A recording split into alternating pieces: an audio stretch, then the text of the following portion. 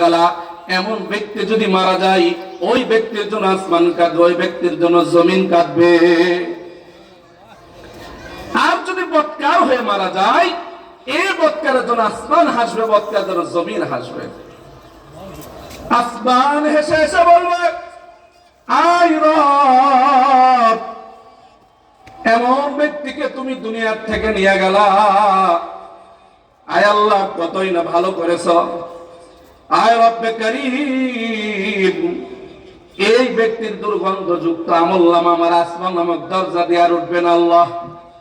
জমিন হেসে হেসে বলবে, আয় মালিক, এমন ব্যক্তিকে তুমি দুনিয়ার থেকে উঠাই নিয়ে গিয়েছ আল্লাহ, কতই না ভালো করেছ।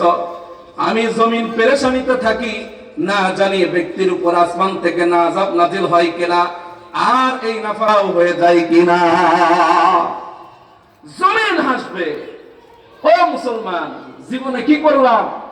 কত মানুষ দুনিয়ার থেকে চলে যায়, কত মানুষ দুনিয়ার থেকে মারা যায়, কিন্তু কয় ব্যক্তির জন্য আসমান কাঁদে, কোন ব্যক্তির জন্য জমিন কাঁদে?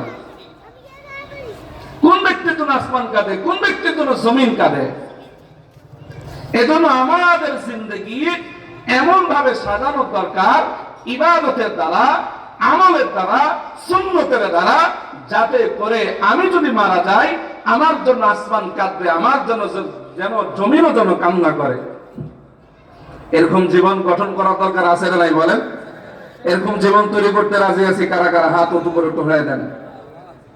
আলহামদুলিল্লাহ, হাত নামান। আল্লাহ তাআলা সকলকে কবুল করুক, বলেন আমিন। এমন জীবন, তাহলে এমন জীবন হলে কি করতে হবে?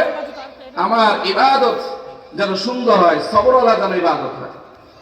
আল্লাহ তাআলা পবিত্র কালামুল্লাহ শরীফের মধ্যে বলেন, আমি সূরা আলী ইমরানের 6 নম্বর আয়াত তেলাওয়াত করেছি, যে আল্লাহ তাআলা এখানে সবরের কথা বলেছেন ঈমানদারকে ডাক দিয়ে। আল্লাহ তাআলার কোরআনের মধ্যে অনেক ডাক আছে। কিছু ডাক আছে আল্লাহ তাআলা বেঈমান, মুসলমান, কাফের সকলকে এক জায়গায় করে রাখছে। কিছু ডাক আছে আল্লাহ তাআলা শুধু স্পেশাল ভাবে শুধু মুমিনদেরকে ডাকছেন। সেই ডাকটা হলো ইয়া আইয়ুহাল্লাযীনা আমানু, হে ঈমানওয়ালাগণ, হে মুমিনগণ। আল্লাহ তাআলা শুধু ঈমানদারদেরকে উদ্দেশ্য করে রাখছেন। আল্লাহ তাআলা ঈমানদারদেরকে উদ্দেশ্য করে বলতেছে, হে ঈমানওয়ালারা, উসবিরু, সবর আদায় করো। মুফাসসির কিরাম বলেন সবর আদায় করতে বলা হয়েছে, তবে কোন জায়গায়? 3 জায়গায় সবর আদায় করার মাধ্যমে সবর আদায় করা। কয় জায়গায় সবর বলেন? 3 জায়গায়। 1 নম্বর সবর আলা